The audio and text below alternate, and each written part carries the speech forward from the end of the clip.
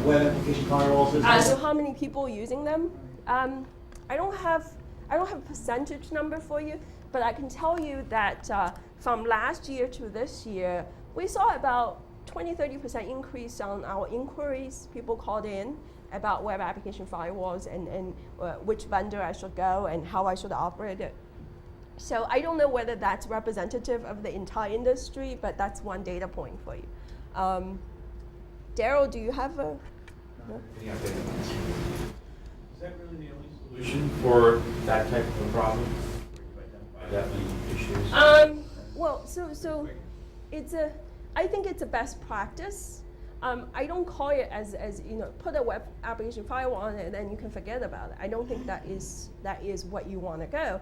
A web application firewall can, one, buy you more time to fix vulnerabilities. Second, it can actually allow you to regulate traffic in a way that's more amenable to your business operation. For instance, you can, people don't do that today, but if you operate a large website, you can look at whether you can accelerate certain connections from partner sites that you do more business with versus others, and you can look at how popular a particular interface is, particular application is, and do business analytics. Those are very important things that the web application firewall can actually allow you to do that.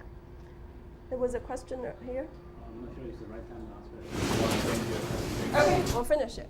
So no, that's maintenance, and I'm not going to go through that. So one of the things that we get asked a lot is about black box scanning. Okay, that's by far the most popular way of dealing with application security. Not the source code analysis, not manual code review. It's automatic black box scanning tools. Okay, how good is it? Do you guys have an answer? How good is it, automatic black box scanning tools? 30%. That's about right. So if you look at the universe of all security flaws, vulnerabilities in your code, this is about as much you can find with a Wirebox. I would say maybe 50–60%, maybe. Wow. Even if you get there. Well, if you do it well, yeah. And that's about how much you can find with black box, about 30%. Okay, and there's a little bit overlap. Okay, now in this overlap area, however, it's often more efficient to find it with a black box testing tool than the Wirebox tool. But this is as much you can hope for, okay, for using these different tools. And my recommendation is to use both because they look for different things. They will find you different things. But if you rely on a black box scanning tool only, you're out of luck. And most people do that today. So I want to get to something that's kind of interesting. So this is one of the maturity model that we developed to measure how mature an organization's application security program is. And this is reactive. The first level is reactive. You found a vulnerability, something being exploited, and you rush to fix it. And the second one's a little bit more proactive, but on selected projects. And the third one's more universally adopted. And the fourth one, center of excellence, meaning that everything's integrated. You have metrics for success. And there's nobody today in here. There's nobody. We talked to a lot of people. There may be a handful, less than 10 organizations in the proficient, but most people are actually in the middle of level 1 and level 2. Actually, there's somebody on that far side. I'll talk about it. Okay. Well, I got somebody said maybe somebody is in this, so I'd really be interested in finding out how good they are. So I'm not going to go through this.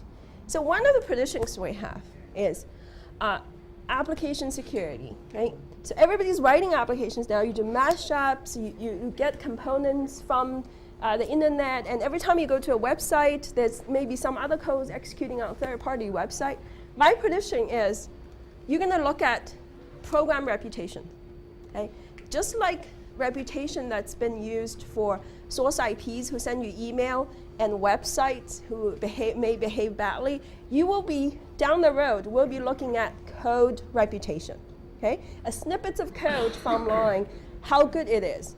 how potentially bad it is, not just the 0 and 1, but the gradation of scores. And that means there has to be a way to recognize maybe some invariance in the code, right? So there are already companies who will tell you, will scan your code and tell you what open source components you have in the code and how much vulnerabilities there are in the open source component. And that's already, 1/3 the way there. So we're looking at, I'm pretty sure, code reputation will be something down the line. So look out for that. Okay, yeah, reputation. And it's very possibly this reputation may live in the cloud. Okay, there will be some repository, either some industry consortium or I don't know, something like a national vulnerability database equivalent to that, where the code reputation lives and there's a body of people that are responsible for updating that. And very possibly you go to a website and there will be an inquiry into the reputation cloud to tell you how secure, how safe it is to actually browse this website. And I'm not going to do this. So these are some information sources, but here's I know you guys can't see this, but it's forrester.com, www.forrester.com, Forrester with 2 R's, Owasp NYC 2008, all one word. That's where you can download this slide deck. Okay, well, I was told we have to be done. So if there's any questions, come up to me and we talk to this. Thank you, guys. Thank you.